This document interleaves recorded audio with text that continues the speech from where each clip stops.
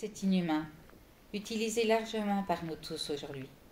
Il est bien pratique pour qualifier mon côté sombre de sapiens, des autres sapiens plutôt. Si je gratte, qu'est-ce que je trouve? C'est relié à une morale qui oppose le bien au mal. C'est quoi le bien et le mal? Qui définit ce qu'on inclut dans chaque partie? Je ne sais pas comment je vais m'y retrouver. D'ailleurs, je crois bien que je repars en vrac. C'est de nouveau le bordel. À ranger dans la case des évidences ce que je suis en train de déblatérer? Pas sûr. J'arrive pas à m'y tenir, à vouloir tout ordonner pour que tout soit plus clair. C'est bien une obsession de sapiens, cette manie. Si je lève les yeux au ciel, j'ai pas la sensation que tout soit bien rangé dans cet espace sans fin. Il y a plein de trous, plein d'espaces, justement. Et puis, à d'autres endroits, des petits tas. Rien n'est droit, carré. Il n'y a bien que les sapiens pour penser que les lignes droites existent. Et puis qui essayent d'en tracer. Ça nous rassure. Tant pis, je pense comme je marche, sans savoir trop où ça m'emmène. Alors le bien et le mal, c'est les morales du moment qui classent. En Occident, on est sur des concepts humanistes actuellement. L'humain est au cœur de nos préoccupations, ici, sur la Terre. Mais on a des restes non négligeables du concept d'avant, le judéo-christianisme qui, lui, met plutôt en avant la vie après la mort. Ces derniers siècles, les sociétés occidentales ont dominé les autres civilisations et ont diffusé leur conception du bien et du mal, leur morale, leur définition de l'humain et de l'inhumain. Moi qui suis un sapiens occidentaliste subjectif, je vois un monde qui adhère à mes concepts, même si mon Occident perd de la vitesse au XXIe siècle. La morale, ça fait des caprices, ça fluctue au gré des vents contraires, un peu girouette, quoi. Le travail des enfants, le mariage forcé, le droit de cuissage sont des phénomènes qui avaient cours il y a peu et que l'on classait dans la catégorie du bien. Il y a encore quelques décennies en France, opiacés, cannabis, LSD étaient prisés, légal. Aujourd'hui c'est mal.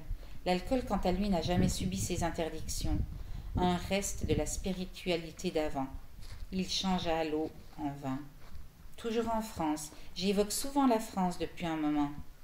Le nucléaire, ce mode de production d'énergie se refait la cerise. On trouve ça bien finalement, ce qui nous sauvera peut-être au vu des derniers événements. La pollution, nos chamailleries sur les sources d'énergie. Si demain ou le mois prochain, on voit pousser un gros champignon dans la vallée du Rhône, il est sûr qu'il passera dans le sac du mal, voire qualifié d'inhumain. Si je regarde tout ça avec les yeux d'un hindou, un bouddhiste, un musulman, un amish, un chinois, bolivien, inuit ou congolais, il a fort à parier que je trouve ces comportements amoraux ou moraux, bien ou mal. Cela dépend du concept ou des concepts du moment, à l'endroit où je grandis, où j'habite, où je me trouve. Je ne porte pas de jugement sur tout ça, pas de morale. Je constate que le blanc et le noir, c'est souvent gris. Je reviens sur l'usage du mot inhumain, sur ce qu'il contient, sur le sens qu'on lui donne ponctuellement. L'extermination de masse, l'esclavage sous toutes ses formes, les tueurs en série, là, sapiens s'y retrouvent, si je puis dire. Ces comportements humains, on les qualifie d'inhumains, et les humains qui les commettent de monstres. De quand date la première tuerie de masse? Difficile à dire. Les nomades pratiquaient peut-être déjà. Si je m'en tiens à sapiens sédentaires, les cas ne manquent pas. Beaucoup de civilisations anciennes sacrifiaient un grand nombre d'individus. Pour des raisons spirituelles, il fallait satisfaire les dieux du moment, ou pour des raisons pratiques, appropriation de nouveaux territoires, de nouvelles ressources. Dans mon imaginaire de blanc occidental, je vois des Toltecs, Mayas, Aztèques, en haut de pyramides arrachées du cœur, coupées de la tête à tour de bras. C'étaient les temps anciens où Sapiens était encore un sauvage, pas un humain.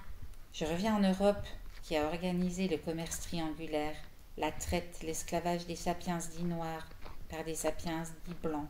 Ce sont des millions d'individus qui ont subi cet agencement commercial. Aujourd'hui, un comportement jugé inhumain, monstrueux, en ces temps pas si lointains, une attitude normale, légitimée par ces sociétés humanistes. L'éradication des peuples dits premiers, indiens d'Amérique, aborigènes, salutaire aussi pour l'épanouissement de ces mêmes sociétés. En Europe, si on évoque ce sujet, on pense immédiatement à l'extermination des Juifs par les nazis durant la Deuxième Guerre mondiale. Un carnage organisé à l'échelle industrielle.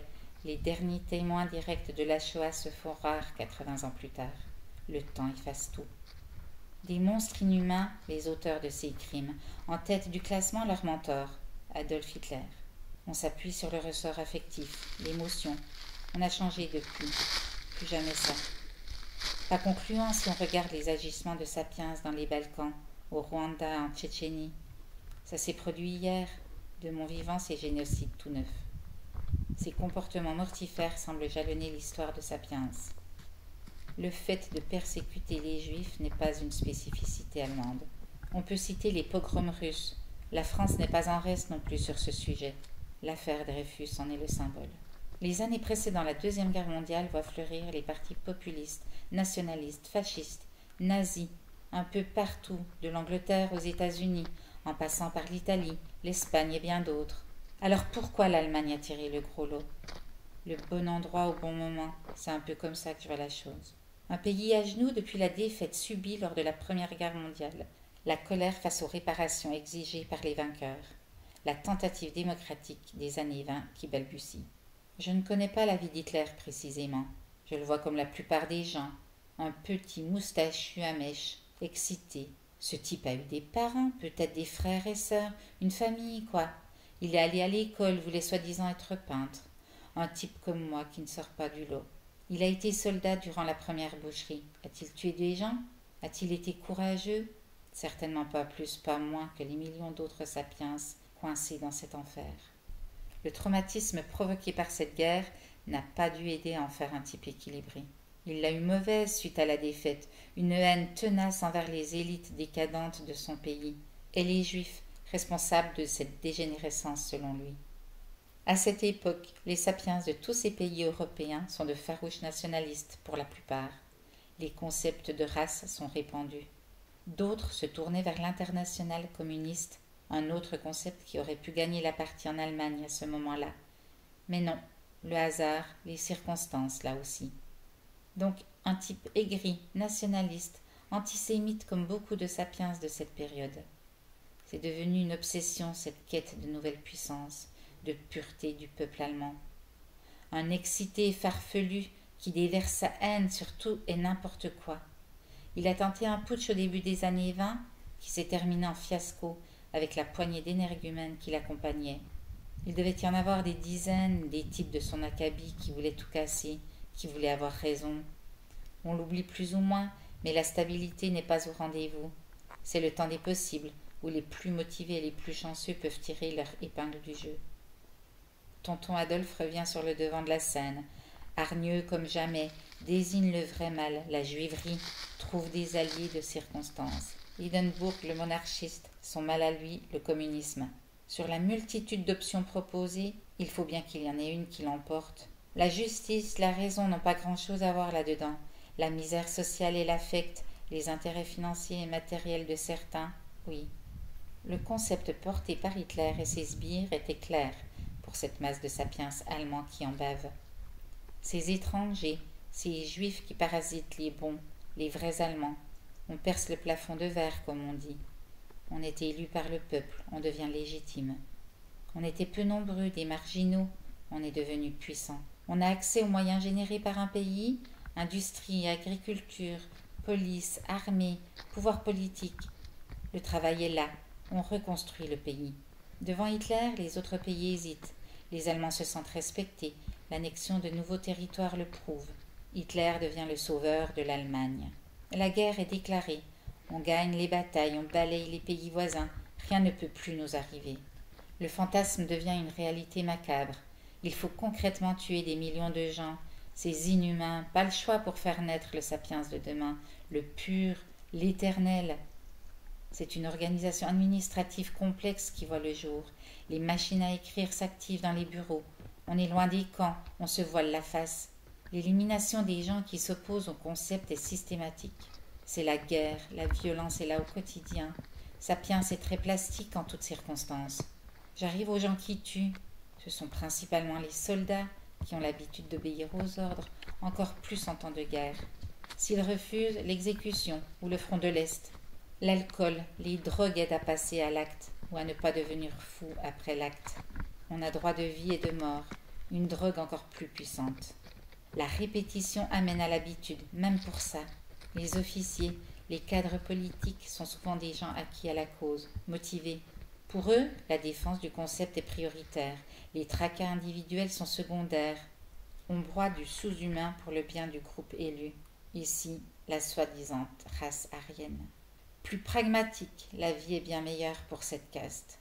Bien matériel de toutes sortes afflux, considération et reconnaissance de ses pairs, l'entre-soi. Le troisième Reich durera 1000 ans.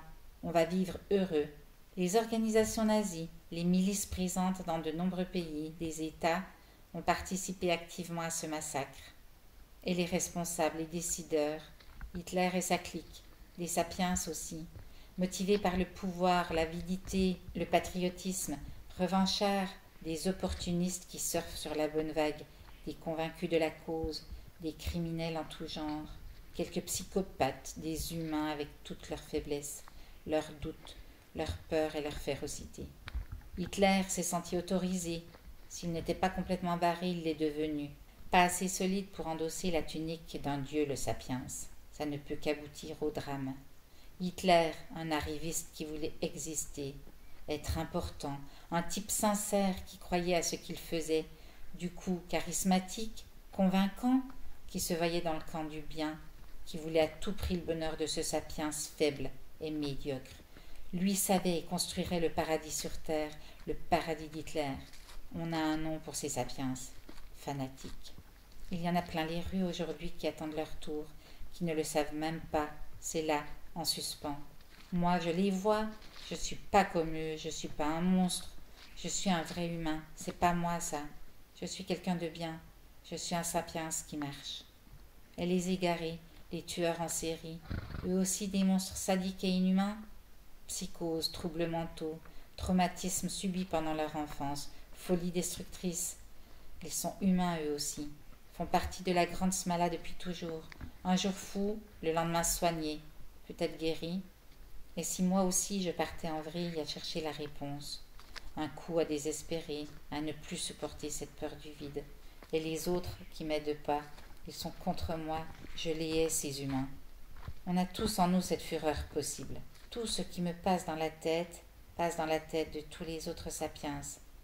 On s'y arrête ou pas, selon notre environnement du moment. Je regarde mes pieds, un pas après l'autre.